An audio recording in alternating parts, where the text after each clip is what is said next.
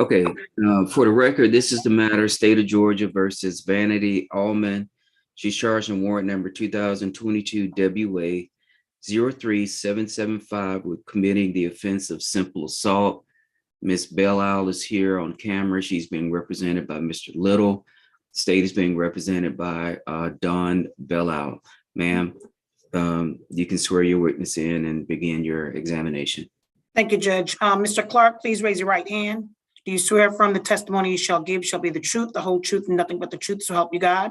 So help me God, I do. Okay, you can put your hand down. State your name for the record. Sydney, here. Okay, you're breaking up a little bit. Say that again. Sydney Clark, Okay, spell your first name. Sidney. Okay. And Mr. Clark, Hold on 1 second, Ms. Bell. I'm sorry. There's someone that just came in, Galaxy A325G. Can you identify yourself, please?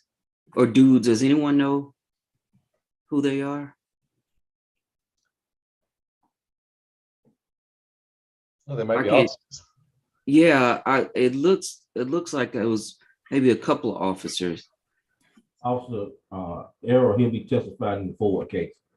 okay, Okay. All right. Sorry, Ms. Bilal. that's okay. Mr. Clark, on the 22nd of February of this year, 2022, were you at 6570 Wild Turkey Trail? Yeah, Okay. yes, We are having audio issues with you where you are. Were you at that location, 6570 Wild Turkey Trail? yes, ma'am. Okay, and what is that? Where is that? That's in Riverdale, Georgia. Okay, what is it? Is it a house, apartment, hotel? What is it? It's a house. It called Pad Split. It got like 9 and different that stay in the house. Okay. Judge, I didn't understand that clearly. Mr. Clark. I think he said there are 9 people staying in the house. It's a house. It's called Pad Split. Okay. They got different tenants and different rooms in there. It's like a rooming house. Okay, and were you living there? Yes, ma'am. Okay. And did you know Vanity Allman? I met her when she moved in. She had just moved in by like 2 prior to all of this was going on. So she also lived there? Yeah, she stayed next door to me. Her room was 2 and mine was 3. Okay.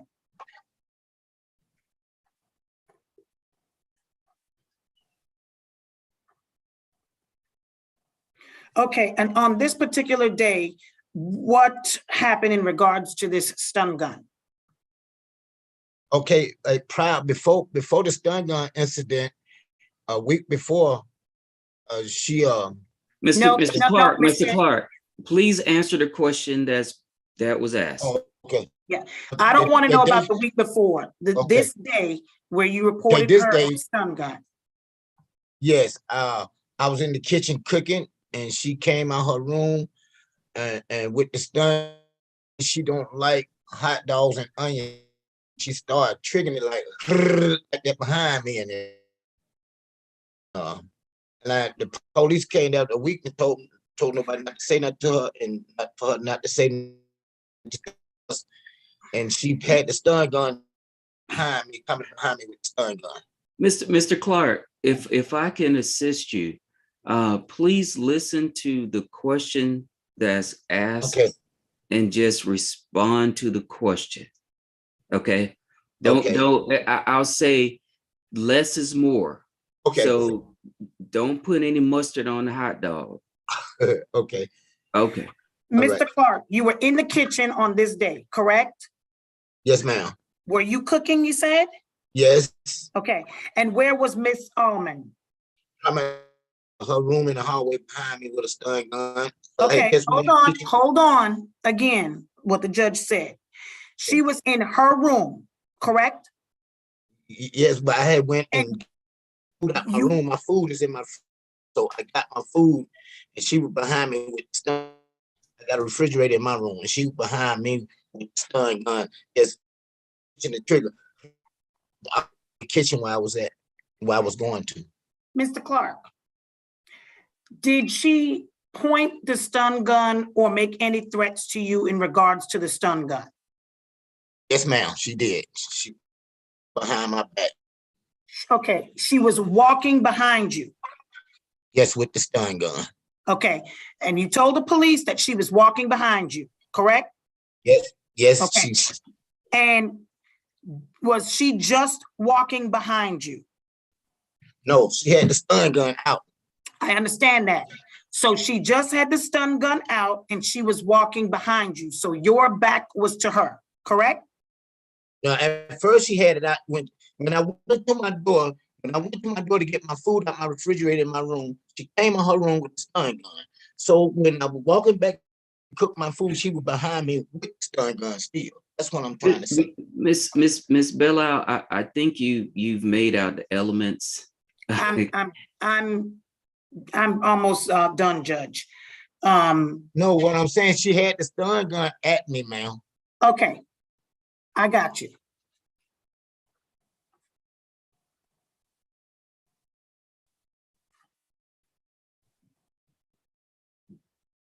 And no further questions, Judge, of this witness.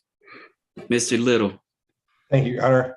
Mr. Clark, when you say stun gun, could you describe what this thing is?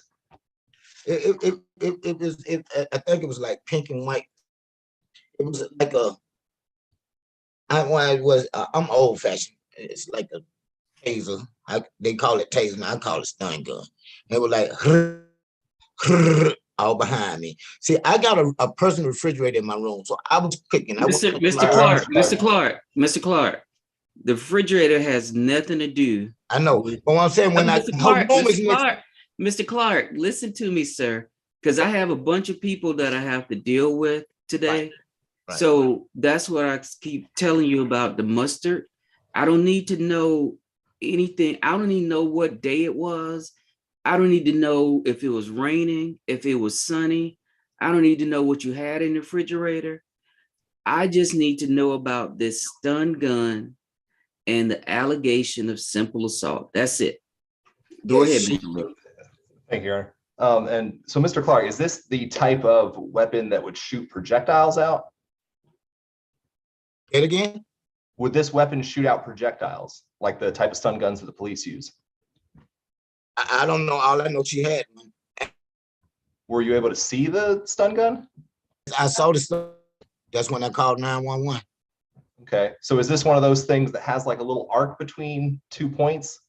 All I know, she had it and it's doing it like that. Did she say anything to you? Just pointed it. How far from Can I get to the point? Y'all asking me questions. The week before she pulled a knife out on me. Mr.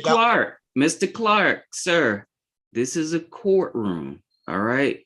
You are a witness, which means a question is asked of you and you respond if you know the answer.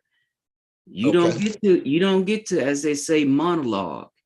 You don't get to sit here and regale us with your stories of everything. I know it's hard, but you're in a position where the lawyers are going to ask you questions and you respond to the questions the lawyers ask. Okay, sir? Go ahead, Mr. Little. Thank you, Your Honor. How far from you was Miss Allman during this interaction? I'd say about like 3 feet. 3 feet? Was she standing in Yes, the sir. doorway of her room? She was in the hall. In the hall in front of her room? Okay, how far from the her room would the kitchen be? Just right around the corner. She came around the corner with it behind me. That's when I dialed 911. So the kitchen is right around the corner from her room? Okay. So again, she didn't say anything to you during this interaction? She just got out and started pulling it. Just got it out. And you heard the click from the stun gun? Yes. And that caused you to call the police? It was right behind me. She followed me from that hallway to the kitchen with it making the noise. So I dialed 911. How do you know that she was clicking it at you instead of just clicking it? I was in the hallway. You were in the hallway? Yes, I was the only one in the hallway going back to the kitchen. The hallway of a common house that 9 people live in. 9 people don't stay there. It's 9 rooms. My room is next to her room. How many My people room is actually next- lived there at the time? 1, 2. It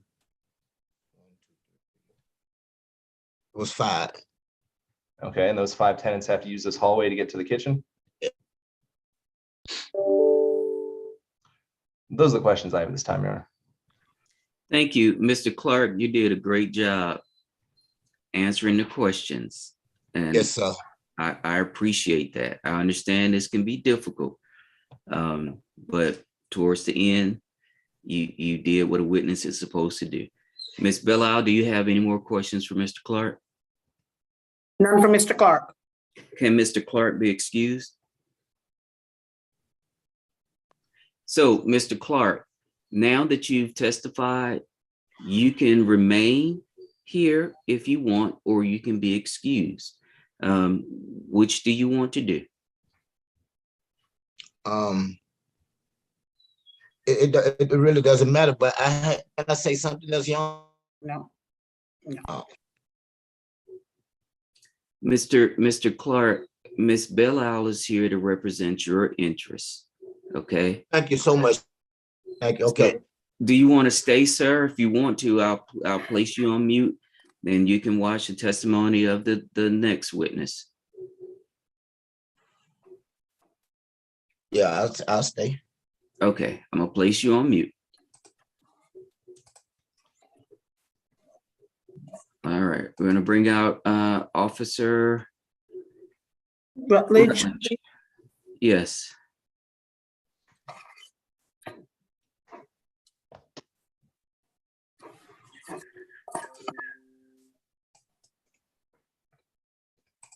Okay.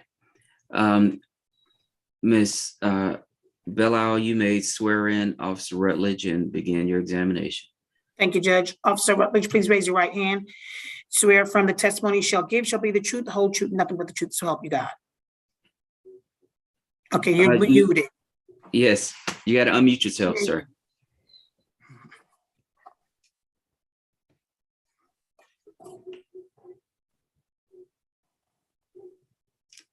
Don't worry, Officer Rutledge. It happens to me like 3 or 4 times a day. Okay. Let me try that again. Do you swear from the testimony you're about to give will be the truth, the whole truth, nothing but the truth, so help you God? I do. Okay, thank you. State your name for the record. Officer Rutledge, And how are you employed? Riverdale Police Department. And did you go to the location of 6570 Wild Turkey Trail on the 22nd of February, 2022? I did. Is that in Clayton County? Clayton County. Okay, and did you go there in regards to a complaint by Sydney Clark? Yes, ma'am. And what was that complaint? That complaint was that the defendant threatened him with the stun gun. What was it that he told you she did with the stun gun? He said that she rubbed it behind his head 2 times, zip, zip, pushed the button to let him know that she'll use it. Okay. Did he tell you at any time that she made any threatening remarks? Not that I recall. Okay. And did you speak to Ms. Allman? I did. Okay. So when I spoke to Ms. Allman, I told Ms. Allman, I asked her what happened. She said that she never, so let me back up. Mr. Sidney told me that she was standing right behind him and she pushed the button twice right behind him. Ms. Allman told me she was standing in her room door, which is about 20 feet from where the kitchen is, where he's saying she was. She said he was on the phone with someone and that they were making threats to her. So she was letting them know she could defend herself. So she just pushed the button, let them know I'm not afraid, I'll defend myself. Okay. But at any point, did he ever tell you that she came towards him with the stun gun and made any threats? Yes. Mr. Sidney told me that she was standing right behind him with the stun gun when she pushed the button. Ms. Allman had a different story. Okay. I have nothing further, Judge. Mr. Little? Thank you, Your Honor. Officer Rutledge, you didn't personally witness anything between these two, right? I didn't. So you're relying on the testimony given to you by Mr. Clark and Ms. Allman? Correct. Okay. Is it illegal? First of all, can you describe what the stun gun looks like? Did you get a chance to see it? Yes, I actually have it in. I apprehended it. So just a square stun gun with the button, little, 2 inch or so space of electricity, just enough to start to shock you, I guess. Is this like the thing that the police use where it shoots out prongs at someone from distance? No, just a little handheld square box. You got So to you would have touch the person to with it. you would have to get within touching range to hit somebody with Correct. this thing, right? You got to get in touch and right and use it. Yes. Okay. Now, when you say that Mr. Clark told you that she made threats, what words did Miss Allman say to Mr. Clark? The words that Mr. Clark said, she said to him was, I hear you making plans to have someone over here. I'm not afraid. I will use this on you. And Mr. Clark told you that she said that? Correct. Okay. Did you write a police report along with this case? I did. Okay, and so you would have put everything important in your police report, right? Correct. Why didn't you write that in your police report? I don't remember. I got you. Is it illegal to own one of these stun guns? It's not. Okay. What are they supposed to be for? Self-defense. I got you. And that's what Miss Allman said that she had acquired hers for? Correct. Those are the questions I have at this time. No further questions from the state judge. Okay. May Officer Rutledge be excused? Yes, he can. Thank you, Officer Rutledge. Go home, get some sleep. Thank you, sir. Mr. Little, are you planning on calling any witnesses? I'm not, Your Honor. Okay, so it's just argument? That's right. Okay. I'm assuming you're gonna let Mr. Little go first and you're gonna come in, or are you gonna go first and last? I'm actually just going to submit based on the evidence to the court. Okay, Mr. Little? Your Honor, I want to argue that the states failed to meet their burden of probable cause in this case for a charge of simple assault. Charge of simple assault requires that a victim be placed in reasonable apprehension of immediately receiving a violent injury. The testimony we heard from Mr. Clark is that Miss Allman clicked a stun gun that she owned, that she's standing in a common hallway of a building that they live in together. Officer Rutledge told us that there may have been some threats made. When we heard from Mr. Clark's testimony, he didn't actually say that there were any threats made and that there were no words communicated between him and Miss Allman, just that he heard this sound of the click.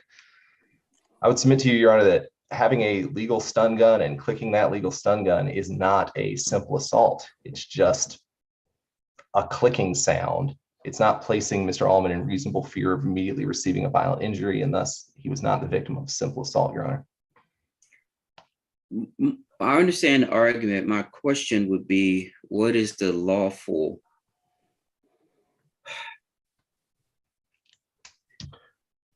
Based upon the testimony as I heard it, I can't understand a lawful reason to do that other than to place a person in fear. It could be exactly what Miss Allman told Officer Rutledge that it was, that she has this available to defend herself if she needs to while she's standing in her room.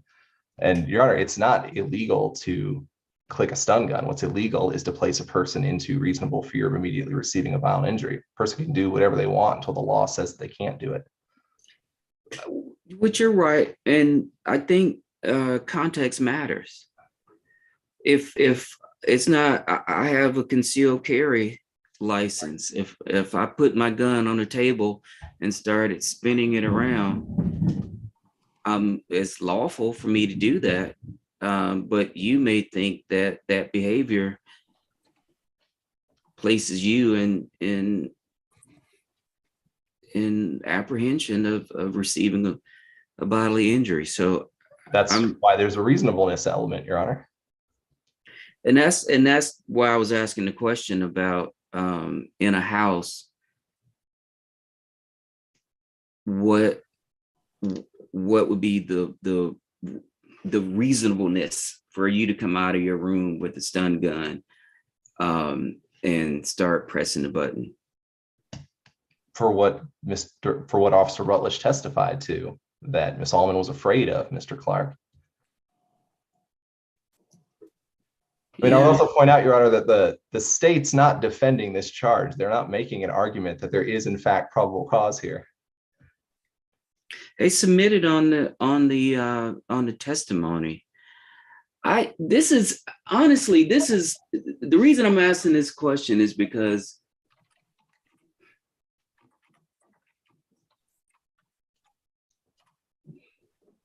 this is where the situation, what I personally may believe may be different than what I'm obligated to do.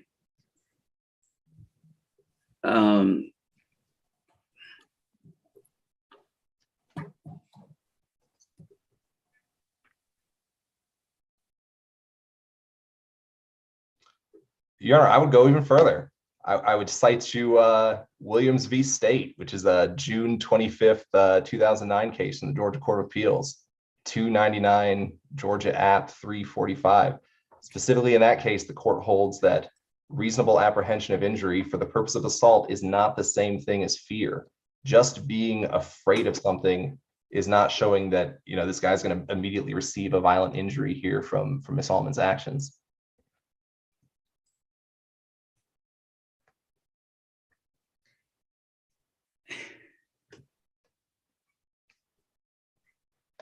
You're making good arguments, Mr. Little.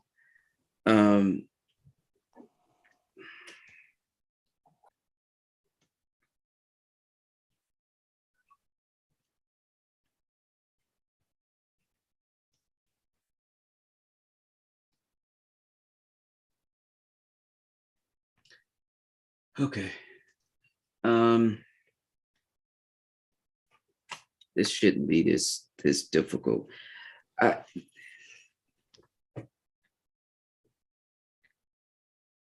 right. You've convinced me, Mr. Little. I'm going to dismiss the charges. You need to do the dismissal. No problem, Your Honor. And get it to me. I'll sign it today. Mr. Clark, this is in my opinion, this is a close call case. And what I mean by that is this. The behavior that you testified to from Ms. Allman, I don't agree with the behavior.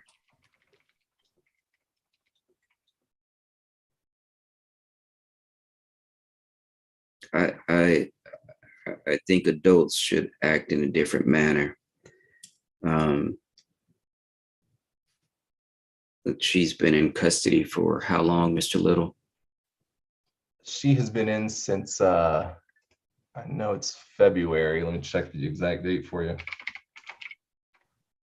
She's been in jail now since February the 23rd. Ms. Allman, your lawyer has done a great job of advocating on your behalf today.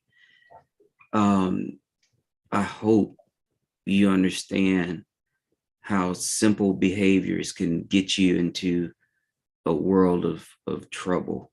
And I hope this experience is one that you will not choose to repeat. But if you do, you could get arrested again. Okay, Mr. Clark, you can be released, sir. Ms. Allman can be released. And when the paperwork is done, I'll sign it and it'll get sent over to the jail. Thank you, Your Honor. I'll prepare that order now. What's your next case, Ms. Bilal? Judge, let's see. Okay, I think Mr. Corral, he is still, I guess, doing his municipal. So I guess the next case we have left would be William 4. Theft by shoplifting, Okay. unless counsel's back. Oh, there's counsel. Okay. That's perfect timing. Yes. Okay, so Judge, if we can take Mr. Corral. Okay. Let's bring up Mr. Corral. And the Galaxy A32 5G. Can you guys unmute yourself and identify yourselves?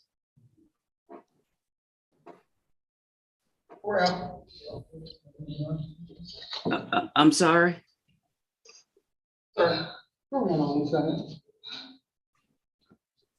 Did anybody understand that? No, I think that's the jail talking, Judge. Galaxy 8325G. Officer, what case are you here on? Are you on the This- Ford William? This is Officer Era, and yes, I'm with the Fort You're William. with the shoplifting. Okay, Judge, he's my Yes. shoplifting witness for the Ford case. Okay, we'll come to you next, sir. Okay, Okay. All right, let's see. All right, for the record, this is State of Georgia versus Flores Corral. He's charged in warrant number 2022 WA 03651 with committing the offense of driving under the influence of alcohol. He's charged in warrant number 2022 WA 03652 with improper lane change.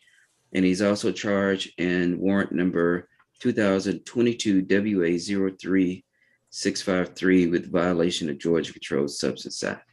Mr. Corral is here represented by Ross Gordon, and the state is represented by Don Belisle, sorry.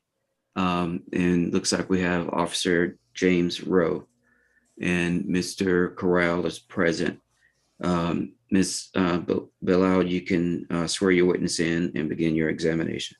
Thank you, Judge. Officer Rowe, can you please raise your right hand? Do you swear from the testimony you shall give shall be the truth, the whole truth, and nothing but the truth, so help you God? Yes, ma'am. Okay, you can put your hand down. Please state your name for the record. James Rowe. And how are you employed? I'm employed with the Clayton County Police Department.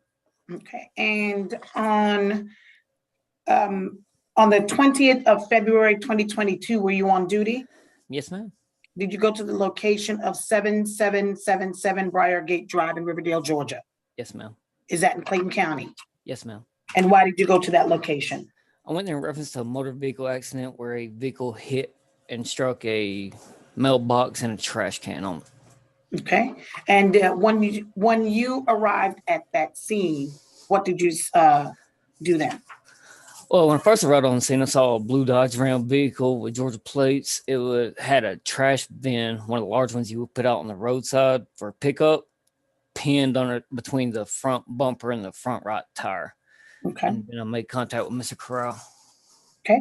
And Mr. Corral was charged with improper lane change. Can you tell us the basis for that charge? While he was driving down the little access road to leave the neighborhood, he left the roadway, failing to maintain his lane, striking the mailbox and the trash can.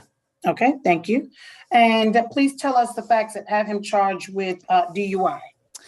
So when I got there, I smelled a faint odor of marijuana, and also I observed him extremely unsteady to feet. And when I tried to interview him, he was talking in an extremely slurred manner, and also he was so unsteady on his feet, he almost fell over multiple times as well. And then ultimately, I moved him away from his mother, and one of his other relatives were on scene, and the lady who owned the property, whose property was damaged, was on scene. I moved him to the rear, away from them, started my DUI investigation. He consented to do SFSTs, and during that, he was so impaired, I actually had to put a stop to him for fear that he was going to stagger out into the roadway and get hit by another car leaving the roadway, or even fall and strike his head on the concrete. Did Let you Miss Bella, let me stop you for a second. We have Miss Bermudez here. Do we know I which didn't even think case? about that. Yeah. Is I'm sorry, Judge, I didn't even realize that, we didn't inquire if Mr. Brown needed a interpreter. Mr. Gordon?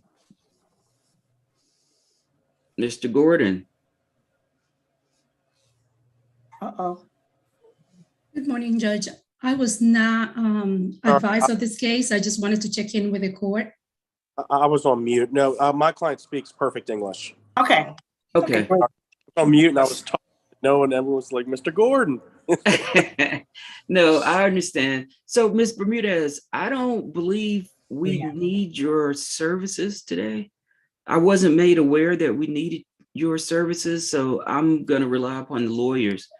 Do we need Miss Bermudez here? Not for the state. he's speaking.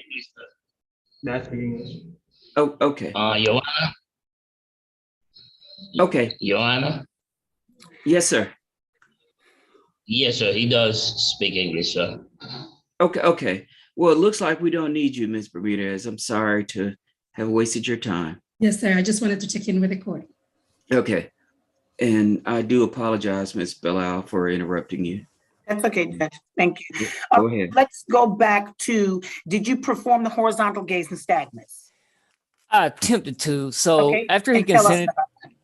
so after Mr. Corral consented to SFSTs, I placed him in the position to perform horizontal gaze nystagmus.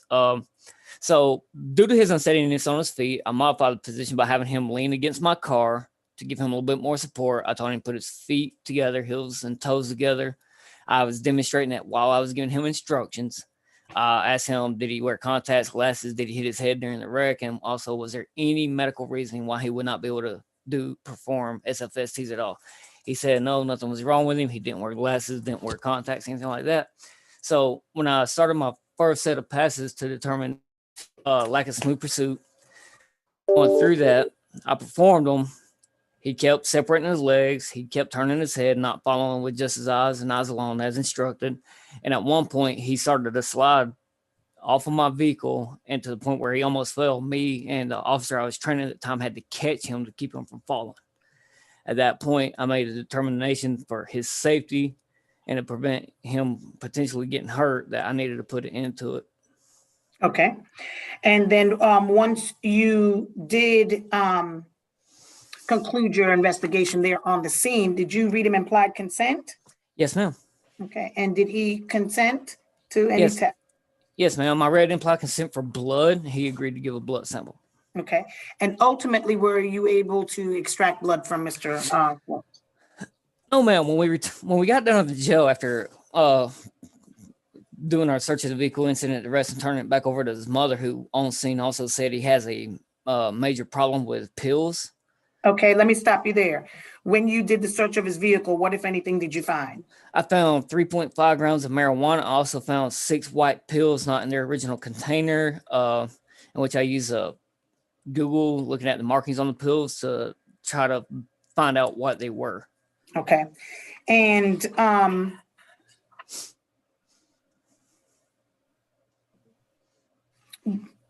ultimately, once you got him to the point where blood could have been drawn, was blood able to be drawn? No, ma'am. Due to his medical state and due to how severely he was dehydrated, that per the jail nurse who gave us a written statement that she was able to get the stick done. Blood started to trickle into the test vial, but it immediately stopped. She said she believed it was because he was so dehydrated she couldn't get an adequate sample for testing. Okay. And were there any other observations that you hadn't mentioned already that you made of Mr. Corral Flores in regards to how he looked or Yes. any? Yes, ma'am. Well, I looked at his eyes just to get an idea of one, to see if he had a resting nystagmus, which would have been an indicator of like a PCP or LSD issue, which would have caused more concern for us. I noticed that his eyes were very constricted, even though it was really bright outside. Like they were overly constricted. It was a bright day, but they were almost needle point. His pupils were. Okay.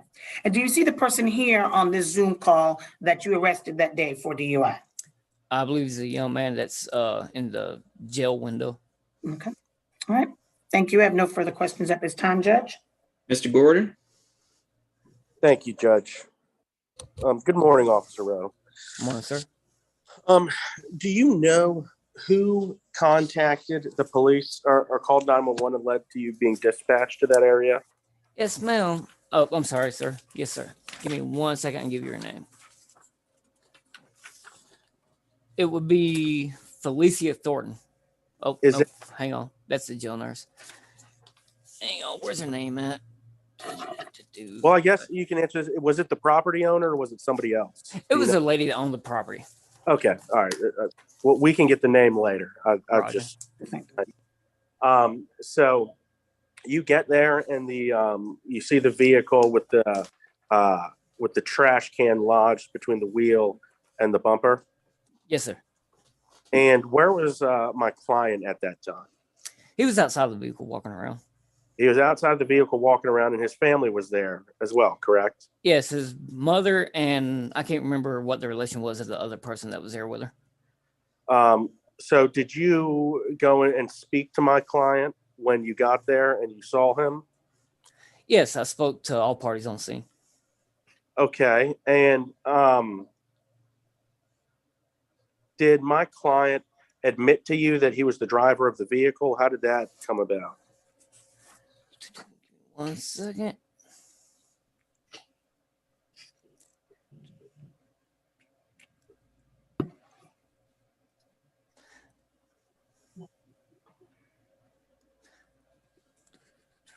He did say he was on the way to work, and his mother was called after the fact by his uncle, who told his mother that, hey, your son left the house and that he's very messed up.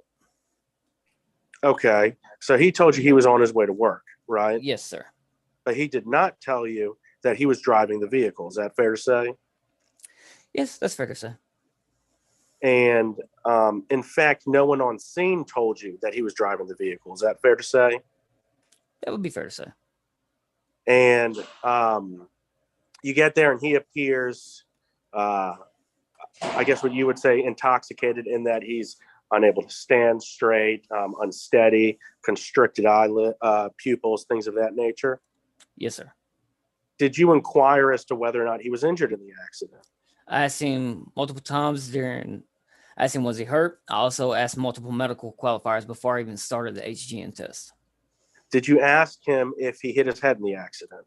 Yes. And what was his response? He said he didn't. Give me 1 second. Give me 1 second. I got it in here somewhere. He stated that he did not hit his head during the accident, nor did he wear glasses or contacts. He further stated that Mr. Corral further stated there was no medical reason that he would not be able to perform SFSTs. So what happened with, I understand like sometimes you might not do the walk and turn or one leg stand for safety because it involves balance and things of that nature. Yes, sir. Why were you unable to conduct the horizontal gaze nystagmus evaluation? Because after I started to do my passes, he almost completely fell down, so much to the point I had to physically catch him along with my probationary officer that I was training. We had to catch him to keep him from falling completely off to the ground. Now, that's how off-put his body and his ability to stand up was. Now, you agree, how much damage was to the vehicle? It was minor damage. Did it appear that the vehicle stopped suddenly, especially when the trash can would have gotten lodged and caused the tire to stop running? Given the speed limit of the road, I wouldn't be able to say if the vehicle stopped suddenly or not. I didn't see any yaw marks. There were just rut marks in the lady's yard from where he went off road, hitting the mailbox and the trash can. Did you ask him if he was wearing a seatbelt? No, sir. Did you look to see if there are any seatbelt markings that would tell you whether or not my client was in the driver's seat or the passenger seat? No, sir. I didn't check the seatbelts for tension lock. And you would agree that sometimes you can hit your head in an accident, and because it causes a concussion, things of that nature, you might not even remember that you hit your head. Is that fair to say that happens sometimes? That's possible to say, but when I asked him directly, he didn't say he was. When I asked him directly medical qualifiers, he didn't say he couldn't remember or couldn't recall. He said he did not hit his head. Okay. Now, you would agree that if you hit your head and have something such as a concussion, it could cause constricted pupils. Is that fair to say? It's possible. However, I'm going to object, call for speculation. Mr. Gordon? Judge, I'm not asking him whether or not my client's pupils, constricted pupils, were caused by concussion. I'm asking whether or not a concussion could cause pupils, which is not speculation, it's a fact.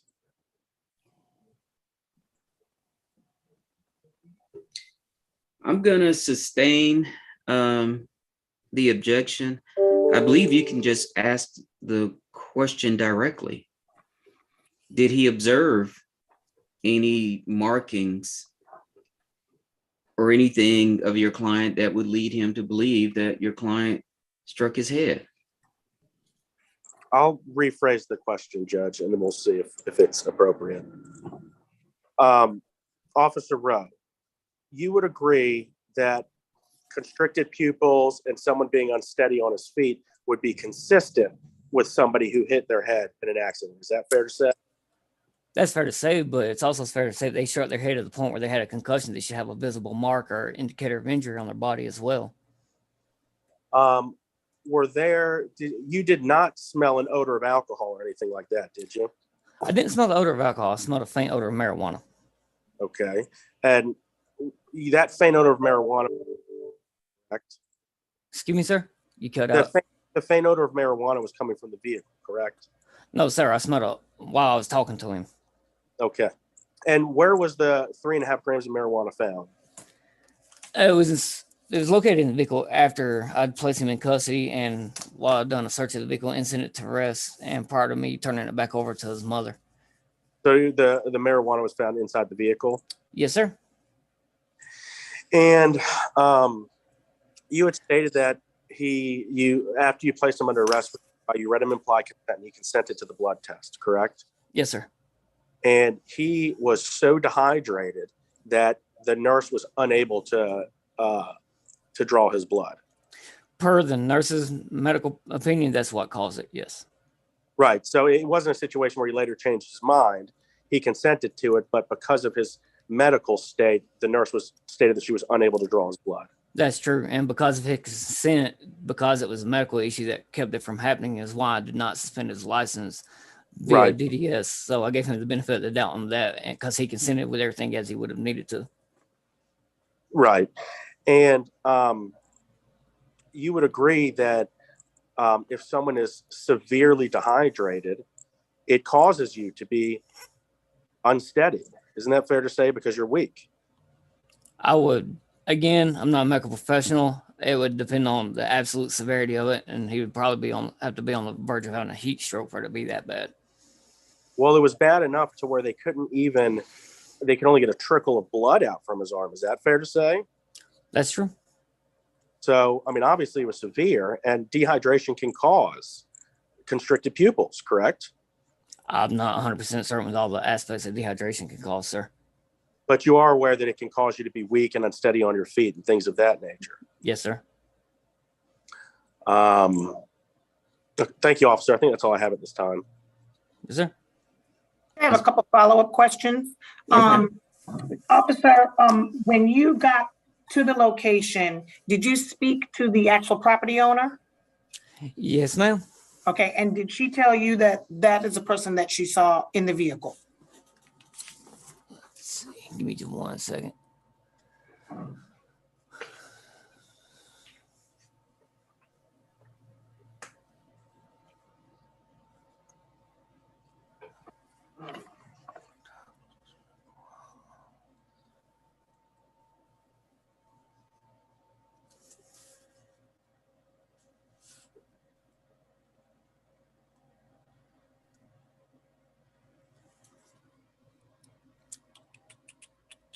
Give me 1 second. Honestly, I can't recall. Okay.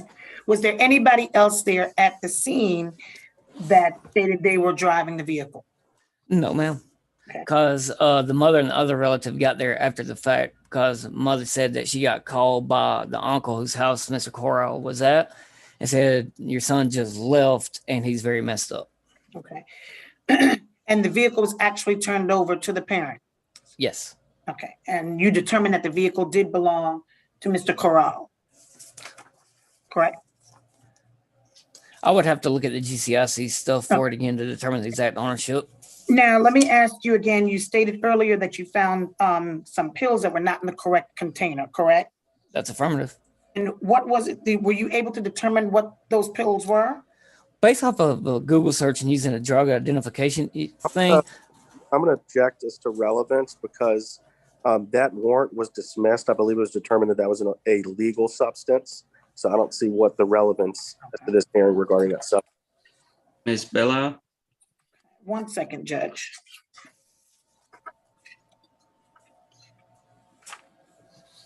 I believe it was determined they were just melatonin pills. I don't see where that was, but that's okay, Judge. I will proceed further. Um,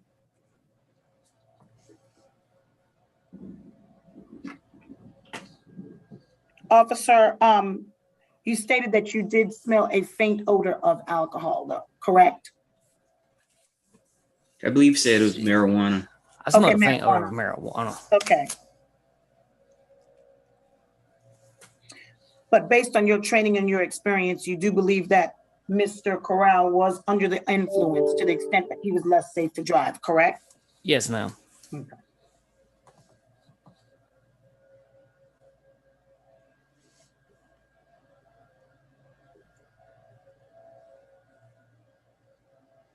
I have nothing further, Judge. Any follow-up, Mr. Gordon? Briefly, Judge. Officer Rowe, did you, I'm assuming you're trained in DUI detection, correct? Yes, sir. And when you have reason to believe somebody might be under the influence of marijuana, some of the things you do are to check his tongue to see if it's got a green film on it, correct? I don't get that close on to check their tongue. So you did not check his tongue at all? No, based off of the physical observations I saw, based off the faint odor, and the fact that I saw all the physical mannerisms he was presenting and body language he was presenting, based off that and everything else, plus finding the marijuana in the cup holder as well. Sure. And it's also your training to have them pull their eyelid down to see if their conjunctiva is red. Is that fair to say? I mean, I don't have them put their eyelids down. I observe their eyes. Right, but you can't see the conjunctiva unless somebody pulls their eyelids down, correct? If they pull their eyelids down, I'm not going to see their eyelid. I'm not going to see their eyes. No, the bottom of their eyelid, so that you can see the Okay. conjunctiva. Right, you're supposed to pull that down to see if their conjunctiva is red, correct? You're not supposed to. You can to further your investigation and look at everything else. Right, but you didn't do that, right? No, sir. And marijuana use causes dilated eyelids. Isn't that correct? Yes, sir. And you saw constricted eyelids, correct? Yes, sir, which is indicators of other narcotics, and he has a history per his own mother of using pharmaceutical pills. But once again, my question was what you saw in his eyes was not consistent with the use of marijuana, correct? It wasn't consistent with the use of only marijuana. No, it was not. Okay, thank you. I have no more. Anything else? May Officer,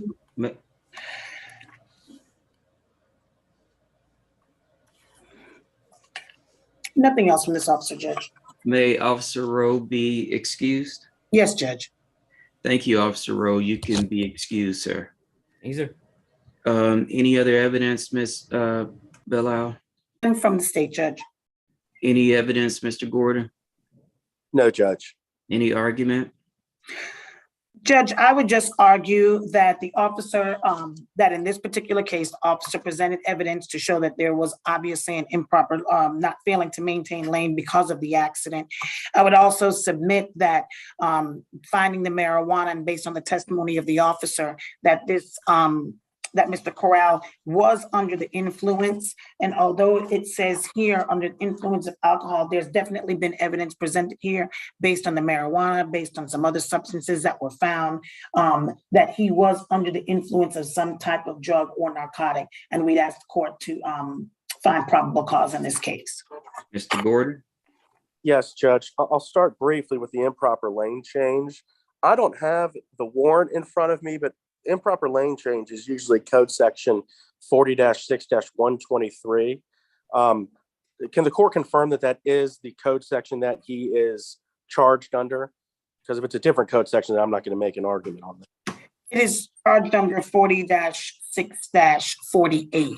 Okay, that would be the improper or the failure to maintain lane charge. So Yes. actually, I wouldn't hit on that because that doesn't have the appropriate things that I was thinking of. I would like to start off with, I don't think that the state has probable cause to show that my client is ever driving this vehicle. There's actually no evidence that he was driving the vehicle. Nobody can place him in the vehicle. My client did not admit to driving the vehicle. There was no one on scene. that stated that he was driving the vehicle. The officer could have inquired further, could have looked to see if the seatbelt in the driver's seat had locked. He could have looked to see if there were any markings regarding the direction of the seatbelt on his body to determine if he was in the passenger seat or the driver's seat, but none of that was conducted. There's actually zero evidence that was presented that places my client in the driver's seat of the vehicle. Mr. Gordon, what about the testimony alleging that his mother or uncle or someone said that he had just left the house and he was messed up? I don't agree that he had, I don't disagree. Sorry, Judge, it's thundering pretty loud over here. No, I understand. The issue is, let's say that they can put him in the vehicle, which they can't. What they absolutely can't do is put him in the driver's seat. We don't know how many people were in the vehicle. There was no testimony that there was a sole occupant of the vehicle, and there was no testimony as to who was driving the vehicle. My client is just as likely to have been in the passenger seat, in the back seat, in the trunk, anywhere as he would have been in the driver's seat, because there simply was zero evidence presented as to that fact. Now, we can also go into the. We'll disagree with that point, but go ahead. I have to make my argument, Judge. I understand. Now let's talk about the DUI charge in and of itself. You have somebody who, even by the officer's testimony, was so dehydrated that they couldn't even get blood to come out of his arm. And the officer testified that when you're that dehydrated, that causes unsteadiness. Almost all the manifestations that he saw could be explained by a condition that we know for a fact the defendant had at that time, and that was severe dehydration. Further, there has been zero evidence, not a scintilla, that there is any alcohol consumed by my client. The officer even testified that he did not even have a faint odor of alcohol on my client's breath. Now, there are several code sections one can be charged with under DUI. There's DUI alcohol less safe, DUI alcohol per se, DUI drugs, DUI marijuana, DUI under 21. He is specifically charged with DUI alcohol less safe in this case. There has been zero evidence presented at all that there was any alcohol consumed by my client at any point in time. While I don't think there's any evidence, while I don't think the evidence is sufficient for DUI at all, it most certainly isn't sufficient for DUI alcohol, which is what the warrant is for, which is what we have to determine whether or not there's probable cause to bind this case over. Had he been charged with DUI drugs, while I still think there would be a problem, it would definitely be a much more difficult problem for my client to overcome, but that's not what he's charged with. He's charged with DUI alcohol. There is zero evidence of alcohol in this case. No odor, no nothing. So I just cannot see how the state can overcome the burden of being able to prove that the substance that my client was under the influence of that caused him to be a less safe driver was alcohol. And that's what they have to prove when you're charging someone with DUI alcohol less safe. So I do not think the state has proven what's below probable cause. I don't even think there's reasonable suspicion that alcohol was involved in this case. So, I get that maybe it's an error in the subsection that the officer took the warrant out for, but that subsection is the subsection we're here for today. And, it could have been amended or changed, but it wasn't. And I don't think there's any evidence at all that alcohol was involved in this situation at all. So I'm asking the court to dismiss the DUI charge, but I'll submit on the failure to maintain lane and the marijuana charge. Ms. Bella? Judge, I will argue that the court, based on the evidence that it heard here, although it is charged DUI less safe, based on the still find that there's probable cause, which is what this is, that there is a DUI, less safe drugs, which is the court has heard about the marijuana being found, about pills being found, about the state of the defendant. Also, I will argue that the officer not only testified that the mother and the uncle stated that he left there messed up, but he also testified that when he spoke to the defendant stated he was on his way to work. There was nobody else there that anybody could put in that car. So I would ask that the court find that there's probable cause for the DUI, but DUI drugs, as we have heard evidence of that here today. I agree.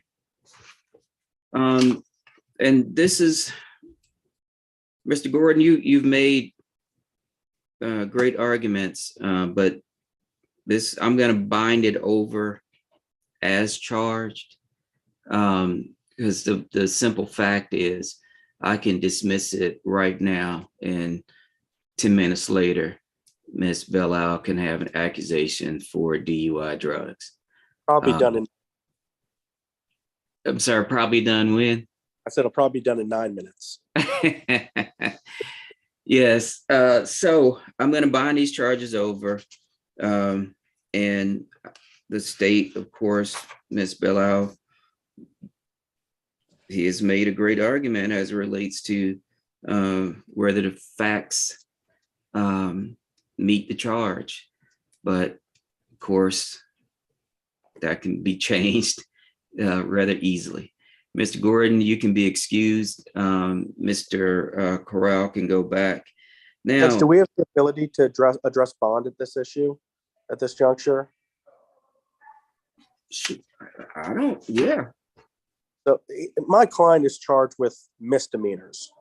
The state's not even prosecuting marijuana charges right now. He's got a DUI and improper lane change. He has a bond, but he's been in custody for 45 days, unable to make the bond. Judge, I'm asking that he be released on his own recognizance at this point. I think 45 days is, I mean, if he went to trial and lost, he's not going to get 45 days. I think it's just in the interest of justice. We're not trying to keep people incarcerated on traffic offenses. I'd released on his own recognizance. Well, I'm not going to do that, but I will consider reducing this bond on the DUI. Ms. Belle, do you have his criminal history before you? Yes, Judge, I do.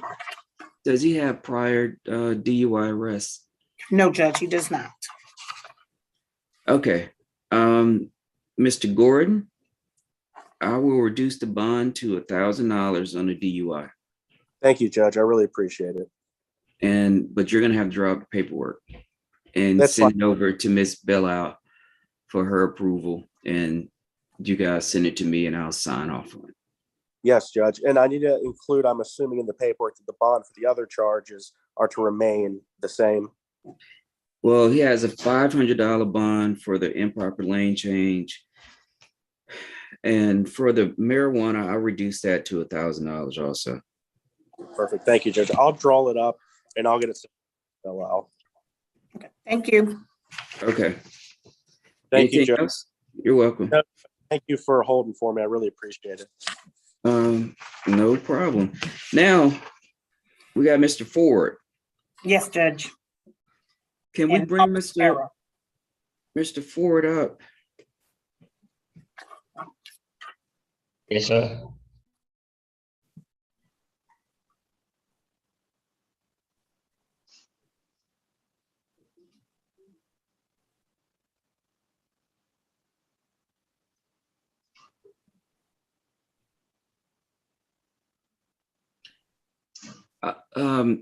Can we unmute Mr. Ford?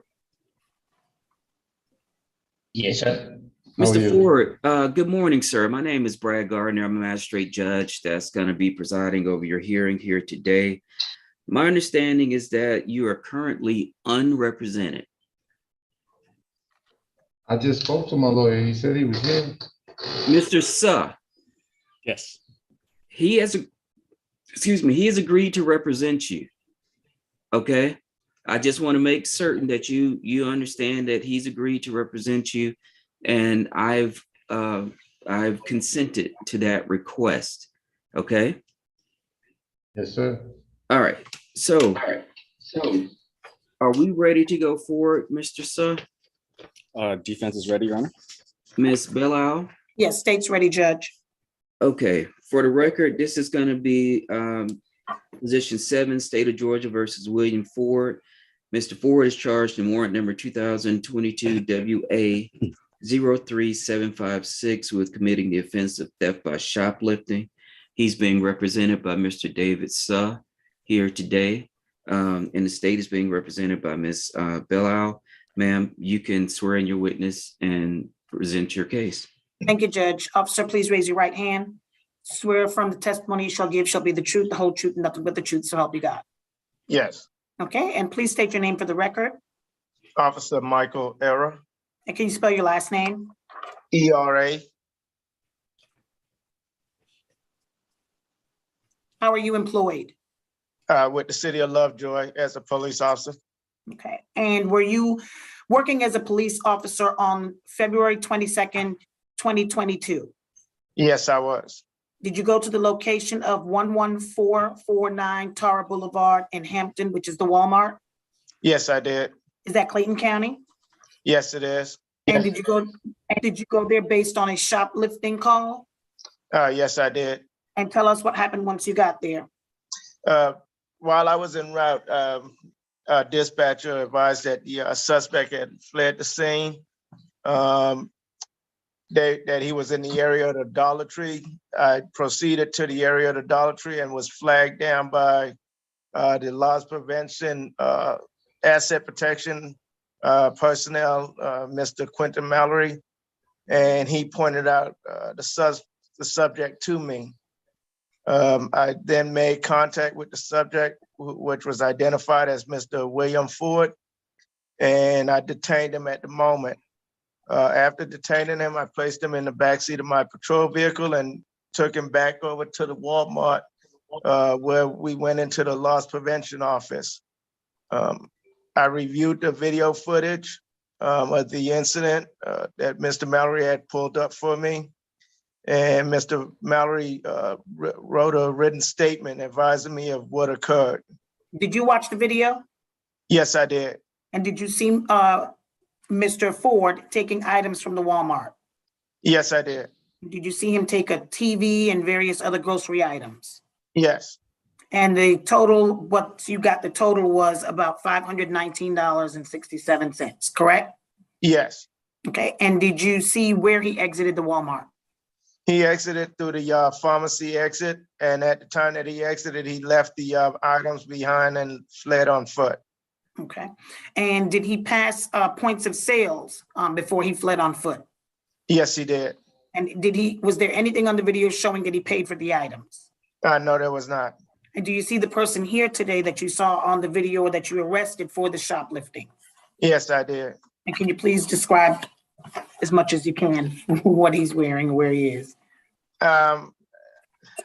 Okay, he has a mask up under his chin, and he has on the orange gel jumpsuit.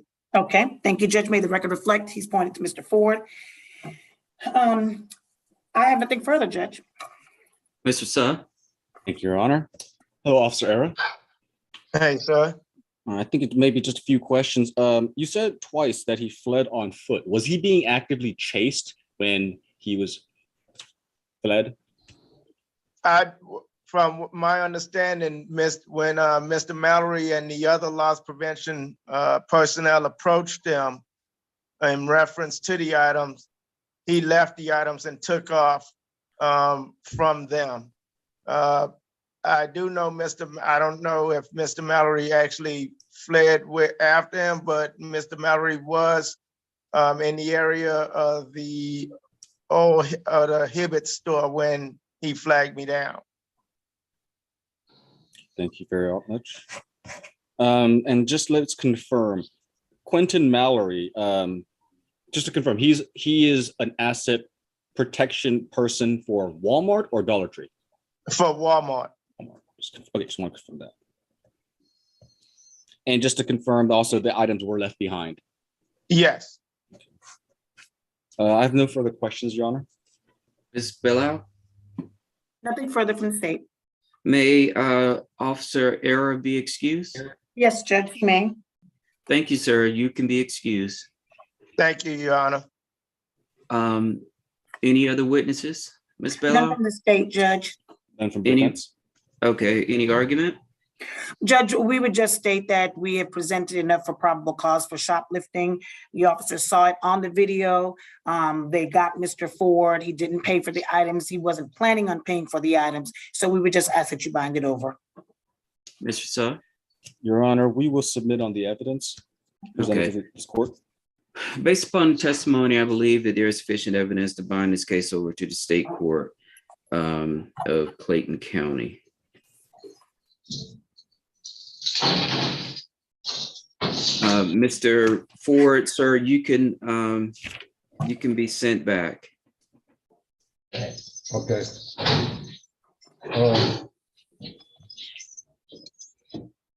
So that appears like we're done. Yes, great. I think so. Okay,